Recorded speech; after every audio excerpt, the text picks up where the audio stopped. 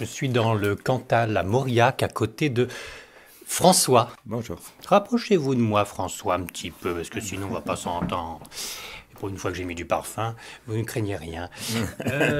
Vous avez deux axes dans votre tête, c'est-à-dire l'historien pur et dur de la région du Cantal, avec les villages désertés, avec les religions anciennes, celtiques, druidiques, etc., avec des recherches dans les vieilles pierres, hein. Oui. Bon, jusque-là, c'est pas mal comme réponse.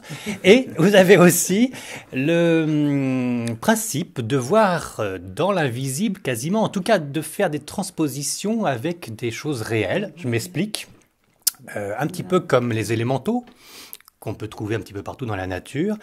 François, en faisant des photos, en se promenant dans la nature, voit pas mal de choses. Oui. Alors c'est quand vous vous promenez dans la nature ou c'est après avoir pris des photos? Ben, les deux. Mon capitaine. On peut y avoir. Parce qu'on ne voit pas toujours au premier coup. Mais... Alors, ce qu'on voit sur la table, parce qu'on termine un déjeuner, merci infiniment à la maîtresse de maison, c'était succulent, c'est beaucoup de publications, alors auto-publications, de François, parce qu'il est très humble, donc il n'ose pas se présenter à tous les éditeurs de France. Mais alors, c'est une mine de savoir. Alors, vite fait, je ne parle pas trop de l'historique du Cantal et des villages aux alentours, mais il y a des recherches sur la vache salaire. On parle de Thaïlandais, non, comment il s'appelle celui qui a fait la race? Tissandier d'Esprit. Tissandier, c'est exactement ce que je disais. Il y a toute une histoire sur cette création de cette vache si belle dans le Cantal.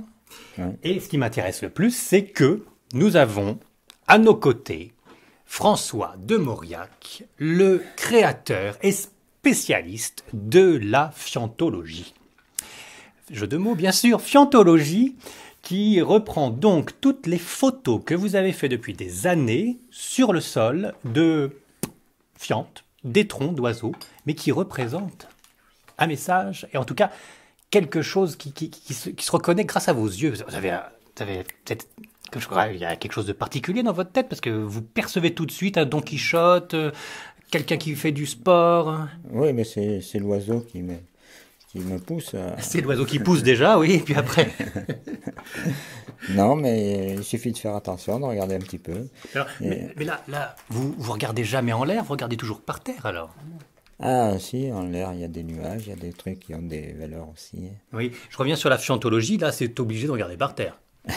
Oui, oui. C'est absolument indispensable. Mais c'est un message qui vient de là-haut. Qui vient de là-haut, oui. Oui. Alors, bien sûr, il y a une dimension poétique. C'est très bien élaboré. Le jeu de mots fiantologie, il ne faut pas en avoir peur. Au contraire, là, on sait qu'avec les oiseaux, finalement, des messages peuvent apparaître, quel que soit le motif et l'objet. Alors, on voit 2-3 photos comme ça, en même temps qu'on discute. Qui sont donc pas totalement publiés encore, et c'est une honte. Il faudrait absolument que quelqu'un contacte François, peut-être par l'intermédiaire de cet entretien, pour publier cette somme de travail. Alors j'insiste, hein, il y a beaucoup d'autres écrits et beaucoup d'autres thèses, mais enfin là je m'arrête surtout sur la fiantologie, parce que à la fois c'est amusant, mais en plus c'est très recherché. De temps en temps, donc on voit un taureau qui joue au basket, de temps en temps on voit un corbeau qui est en boomerang, on voit des têtes, on voit des corps, on voit des chevaux, je parlais de Don Quichotte, on voit aussi l'arrivée du lièvre et la tortue, mais il faut avoir une imagination débordante aussi pour quand même trouver le bon sens du bon étron dans le bon angle pour voir cette image. En s'arrêtant sur une image, on voit toujours quelque chose au bout d'un certain temps. En la tournant, il faut la mettre sur... Puis il y a du déchet hein, quand même. Oui, bah c'est déjà un déchet, hein, c'est ce qu'on voit là, mais heureusement c'est retravaillé. Donc à partir de déchets, c'est de la récupération finalement. On arrive à faire un chef-d'œuvre. Voilà, le chef-d'œuvre de la fiantologie par François de Mauriac. Oui. C'est le pseudo du grand chercheur en fiantologie. Provisoirement. Mais alors, qu'est-ce que vous expliquez présentement là? Comment ça se fait qu'on retombe sur une chevauchée fantastique, sur un cracheur de feu, sur des chevaux, des animaux, des têtes? C'est votre imagination? Je pars de l'idée que la fiante, il y a une erreur d'orthographe, c'est avec un A, et c'est fianté, avant. Donc l'oiseau veut s'exprimer, il n'a pas d'autre solution. Il chante, mais on ne comprend pas ce qu'il dit. Donc, il a employé une autre méthode pour s'exprimer et nous faire voir la vie qu'il avait auparavant. Ou quelque chose qui l'a particulièrement frappé. D'accord. C'est-à-dire que de toute façon, on est obligé de s'exprimer par un orifice, mais voilà, l'oiseau, il a choisi un autre chemin, quoi. Mais il a choisi celui-là puisque l'homme ne comprend pas son chant. On est assez aveugle avec tous les messages qu'on peut recevoir dans la vie, oui. Ça explique un petit peu que les oiseaux se posent souvent sur les statues des grands hommes. Il y a un message à comprendre? Parce que de temps en temps, ils se posent dessus, mais ils y vont carrément au niveau de la fiente, hein, sur les statues des grands hommes. Hein. Oui, ils s'imprègnent. Ils veulent nous rappeler qu'on ne doit pas être si orgueilleux ou ils vont chercher leur sujet.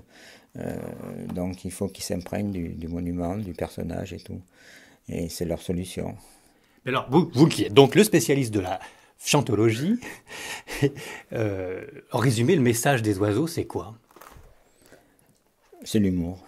Ils ont de l'humour. Et ils visent les passants de temps en temps? Non, parce que non, ça, vous n'avez pas photographié des passants qui auraient reçu quelques étrons. Non, ça jamais. C'est pas les oiseaux d'Hitchcock, hein. Non, c'est pas ça. Et par découlement, c'est le cas de le dire, vous photographiez l'eau, les fontaines, les lacs. C'est une autre somme, un autre volume. D'ailleurs, il est où? Il est quelque part par là. Et c'est tout aussi poétique, tout aussi beau. Alors, il y a les photos réelles, bien sûr. Il y a le coup classique de photographier les lacs et puis de retourner la photo pour montrer et inverser les reflets. Et puis, pareil, on trouve des visages. Vous avez même trouvé Saint-Louis, dites donc. Oui, c'est tout à fait par hasard. Il y avait un arbre qui se reflétait dans l'eau. Et en reprenant cette photo, j'étais impressionné par un personnage en haut de l'arbre. Et c'était la tête de Saint-Louis. On retrouve aussi des ondines dans les reflets, dans les ondes de l'eau, où il y a des visages, il y a des formes. Vous avez l'œil, hein. L'eau bouge sans arrêt, donc on peut trouver beaucoup de choses dans l'eau. Alors avec les jeux de lumière, les jeux de mouvement, on arrive à déceler beaucoup de choses. Oui, et puis c'est l'imagination qui travaille, il faut bien le dire. Pour vous, tout ce que vous voyez, toutes ces représentations, c'est des projections et des analyses de votre esprit, de votre inconscient, c'est quand même pas des choses réelles? Ou si, quand même? Non, c'est pour s'amuser. Oui, mais c'est aussi pour sortir de l'habituel, du concret, et de voir qu'il y a d'autres dimensions. Oui, et puis qu'il y a de la poésie partout, quoi. Oui, et de l'humour. Et de l'humour. Très bien, alors, François... félicitations. Vous êtes à Mauriac, dans la ville même, et vous faites des écrits poussés, historiques, mais aussi très poétiques et humoristiques. Je vous félicite et j'espère que prochainement on pourra vous retrouver sur toutes les tables de libraires. Merci François et bravo, bonne continuation. Merci beaucoup.